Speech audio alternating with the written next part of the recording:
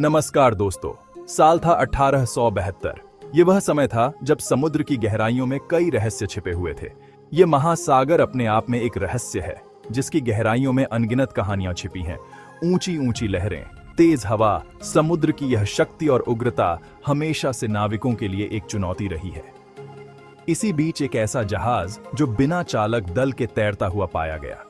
यह घटना इतिहास में एक अनसुलझी पहेली बन गई। जहाज को क्यों छोड़ा गया? क्या कोई आपदा आई थी या कुछ और? चालक दल के साथ क्या हुआ? क्या वे किसी खतरे से भागे थे या कुछ और हुआ था?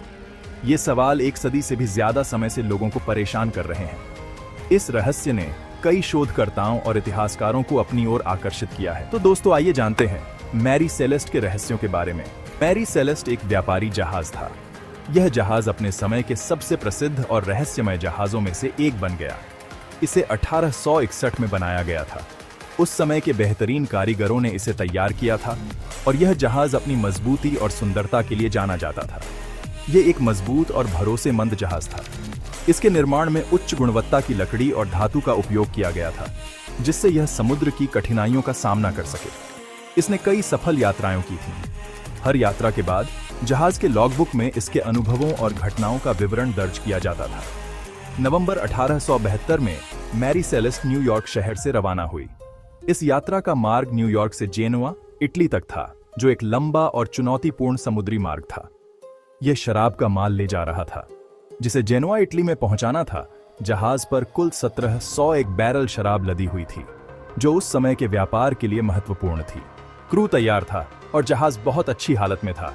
हर सदस्य अपने काम में निपुण थे और सभी ने इस यात्रा के लिए पूरी तैयारी कर ली थी। जेनोआ तक सफर सुहाना होना चाहिए, क्योंकि समुद्र शांत था, मौसम भी सुहावना था। कप्तान थे बेंजामिन ब्रिग्स।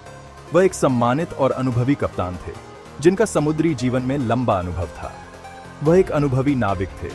उन्होंने कई वर्षों तक समुद्र में यात्रा की थी और उन्हें समुद्र की हर स्थिति का ज्ञान था। वह अपने कौशल और अच्छे निर्णय के लिए जाने जाते थे। उनके नेतृत्व में जहाज और क्रू हमेशा सुरक्षित रहते थे। कप्तान ब्रिग्स अपनी पत्नी और छोटी बेटी को साथ लाए थे। यह उनके लिए एक विशेष यात्रा थी, क्योंकि वे अपने परिवार के साथ समय बिता सकते थे। कप्तानों के लिए अपने परिवारों को यात्राओं पर लाना आम बात थी। यह उन्हें लंबे समय तक अपने प्रियजनों से दूर रहने से बचाता था। चालक दल में 7 अनुभवी नाविक शामिल थे। हर सदस्य अपने काम में माहिर था और सभी ने कई यात्राएं की थीं। मैरी सेलेस्ट एक नियमित यात्रा के लिए तैयार थी। सब कुछ योजना के अनुसार चल रहा था और कोई भी समस्या नहीं थी। कोई भी अंदाजा नहीं लगा सकता था कि आगे क्या अजीबोगरीब घटनाएं होने वाली हैं। यह यात्रा इतिहास में एक रहस्य बनकर रह जाएगी। 4 दिसंबर 1872 को एक और जहाज ने मैरी सेलेस्ट को देखा। यह देई ग्राजिया था, जो एक प्रसिद्ध व्यापारी जहाज था। देई ग्राजिया भी न्यूयॉर्क से जेनोआ जा रहा था और यह एक लंबी और कठिन यात्रा थी। देई ग्राजिया के कप्तान डेविड मोरहाउस कप्तान ब्रिग्स को जानते थे। वे दोनों पुराने दोस्त थे और एक दूसरे का सम्मान करते थे। अपने जहाजों के न्यूयॉर्क से रवाना होने से एक रात पहले उन्होंने साथ में खाना खाया था। यह एक यादगार रात थी, जहां उन्होंने अपनी यात्राओं के बारे में चर्चा की थी। लेकिन कैप्टन मोरहाउस ने मैरी सेलेस्ट के बारे में कुछ अजीब देखा। वह अपने स्पाई ग्लास से देख रहे थे और उन्हें कुछ असामान्य लगा। जहाज बेतरतीब ढंग से चल रहा था। ऐसा लग रहा था जैसे कोई इसे नियंत्रित नहीं कर रहा हो। यह सही रास्ते पर नहीं चल रहा था। यह एक रहस्यमय दृश्य था। कैप्टन मोरहाउस ने मैरी सेलेस्ट को संकेत देने की कोशिश की। उन्होंने झंडे का उपयोग किया और अपने हाथ हिलाए, लेकिन कोई प्रतिक्रिया नहीं मिली। जहाज पर कोई नहीं था जो जवाब दे सके। उन्होंने जांच के लिए एक बोर्डिंग पार्टी भेजी। नाविकों ने एक लाइफ बोट को नीचे उतारा और मैरी सेलेस्ट की ओर बढ़े। जो उन्होंने पाया वह चौंकाने वाला था। जहाज पूरी तरह से खाली था। कोई भी व्यक्ति वहां नहीं था। उन्होंने जहाज को पूरी तरह से वीरान पाया। कप्तान, उनके परिवार या चालक दल का कोई पता नहीं था। जहाज का माल ज्यादातर अछूता था। चालक दल का सामान अभी भी उनके क्वार्टर में था। गैलरी में खाना और सामान मिला। जहाज की एकमात्र लाइफ बोट गायब थी। बोर्डिंग पार्टी ने मैरी सेलेस्ट की ऊपर से नीचे तक तलाशी ली। उन्हें संघर्ष या हिंसा के कोई निशान नहीं मिले।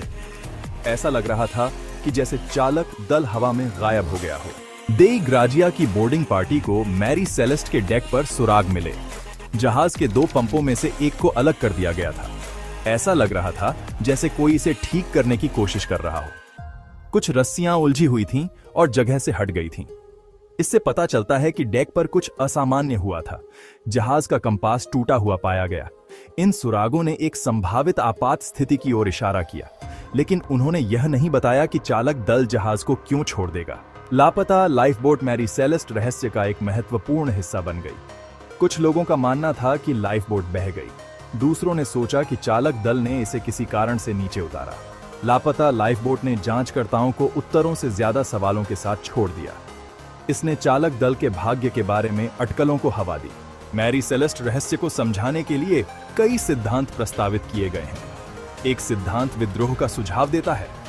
चालक दल एक दूसरे के खिलाफ हो गया और हो सकता है कि कैप्टन ब्रिग्स की हत्या कर दी गई थी। एक और सिद्धांत बताता है कि पागलपन ने चालक दल को अपने आगोश में ले लिया होगा। हो सकता है कि वे फूड पॉइजनिंग से पीड़ित थे, लेकिन इन सिद्धांतों का समर्थन करने के लिए कोई सबूत नहीं है। कुछ लोगों ने अधिक काल्पनिक स्पष्टीकरण प्रस्तुत किए।